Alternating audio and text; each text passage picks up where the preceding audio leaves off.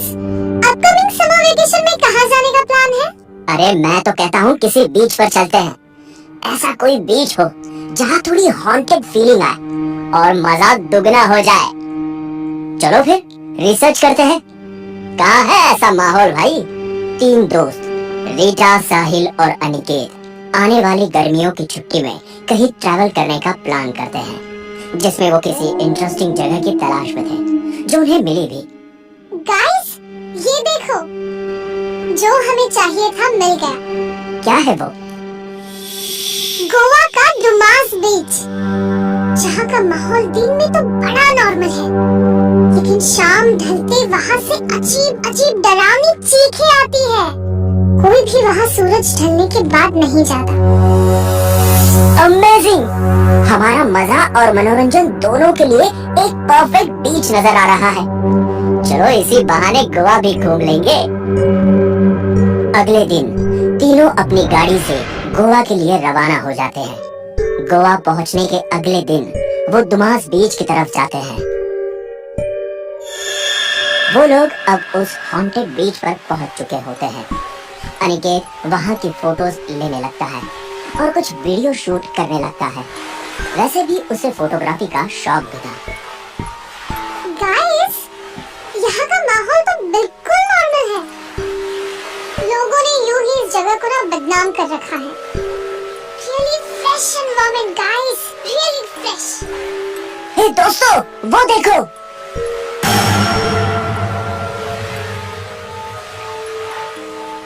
तीनों की नजर रेत पर पड़ती है।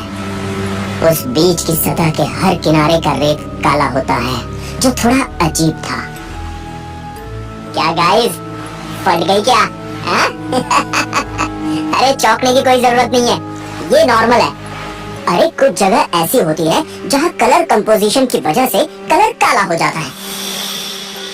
इस तरह वो लोग पूरा दिन उसी बीच पर बिताते हैं और वहाँ लोगों की संख्या भी काफी थी।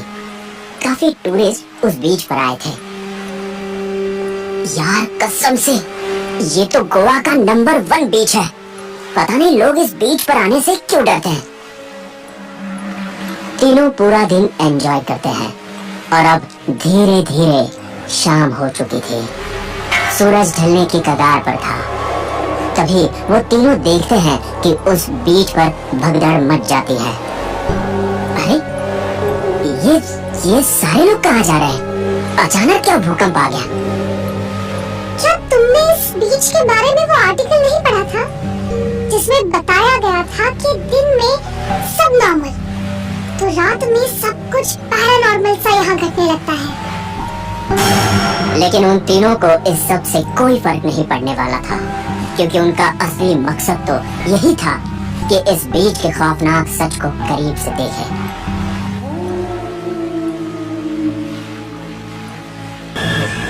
अब तक रात के 10 बज चुके थे और बीच भी एकदम सुनसान पड़ा था।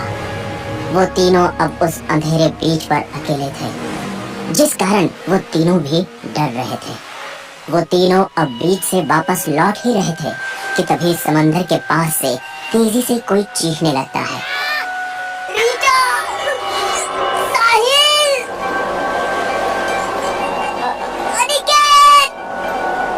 बचाओ! तुमने अभी कोई आवाज सुनी? हाँ, लगता है कोई समंदर में डूब रहा है। हमें चलकर मदद करनी चाहिए। ए हीरो, क्या पागल हो गया क्या? ऐसे आधी रात में कौन इंसान इस बीच पर दिखेगा? कब से हम यहाँ पे हैं, कोई तो नजर नहीं आया। क्या तुम्हें कोई इंसानियत नहीं है?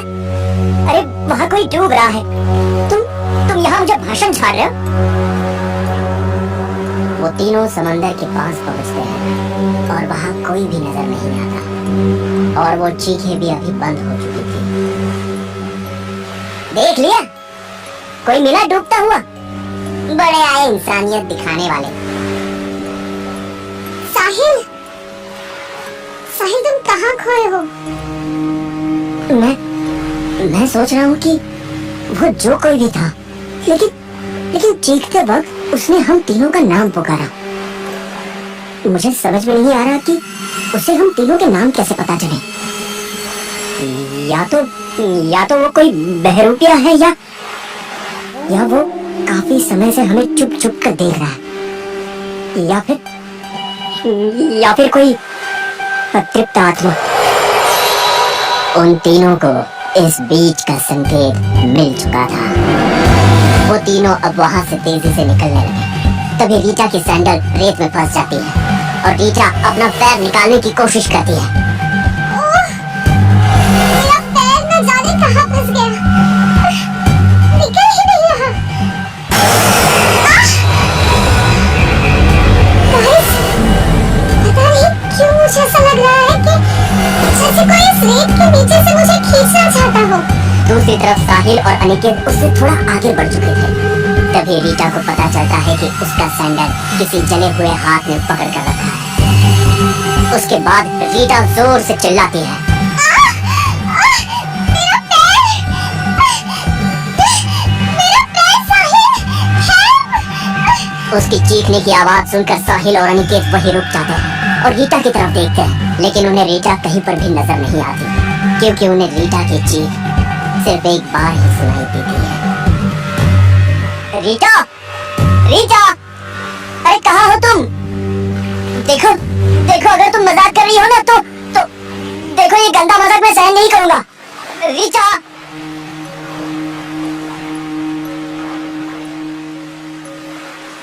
यार वो देख, समंदर की लहरों के बीच में कोई लड़की खड़ी है। अरे यही तो अपनी रीटा है। देख, पूरे कद और शरीर से तो वही लग रही है। हाँ यार, लेकिन वो वहाँ क्या कर रही है? और वो दोनों उसे रीटा समझ के उसके करीब जाने लगते हैं। रीटा, ये तुम ही हो ना? रीटा, पीछे पलटो। रीटा। अनिकेत रीटा के कंधे पर हाथ रखता है और तभी रीटा पीछे मुड़ के देखती है तो अनिकेत और साहिल दोनों डर से कांपने लगते हैं। वो रीटा ही, लेकिन अब वो किसी चुड़ैल से कम नहीं दिख रही थी। बिखरते बाल, आंखों के नीचे काले घेरे, झुर्रियां और काले दांतों से कटकटाने की आवाज निकालना। भाग अनिकेत, भाग, जल्दी निकल जाए यहाँ से। वो दोनों भागने लगते हैं। तभी रीटा हवा में छलांग लगाकर अनिकेत की पीठ पर चढ़ जाती है और उसे गर्दन से पकड़कर अंदर समुद्र में ले जाती है और गहरे पानी में उसे उतार देती है। रीटा मुझे छोड़ो, ये तुम क्या कर रही हो? बीच का माहौल एकदम सन्नाटे में होता है। हवाओं के झोंके की आवाज और चांद से बिलखती रोशनी ही बस साहिल के साथ थी। बाकी उसके दोनों दोस्त रीटा और अनिकेत दुमास बीच के नाम के शापित प्रेतों का शिकार हो गए थे। यहाँ साहिल भागने लगता है। भागते भागते वो एकाएक रुक जाता है और सांस लेने लगता है। फिर एकाएक उसके कंधों पर कोई हाथ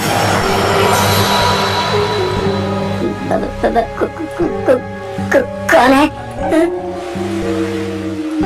वो पीछे पलटता है तो देखता है कि रीटा और अनिकेत एक हंसी के साथ वहां खड़े थे।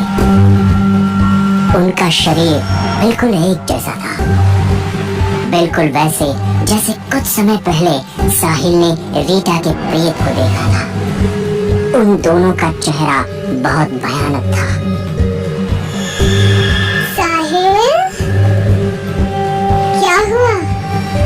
इस बीच के भूतों से नहीं मिलोगे? वो रीटा और अनिकेत ही थे, लेकिन जिंदा इंसान नहीं बल्कि एक जिंदा लाश। साहिल कांपने लगता है। रीटा, अनिकेत, मुझे जाने दो, मुझे जाने दो, मुझे मत मारो। लेकिन वो दोनों जिंदा लाश उसे घसीटते हुए रेत के अंदर ले जाते हैं, जहां साहिल की चीखें दम तोड़ देती है। इस तरह उन तीन दोस्तों का ये हॉन्टेड टूर यही उनकी मौत के साथ खत्म हो जाता है। आज भी दुमास बीच के बारे में कहा जाता है कि शाम ढलने के बाद जो भी वहां आता है वहां से कभी लौटता नहीं। वहां उस बीच पर उनकी आत्माएं भटकती है।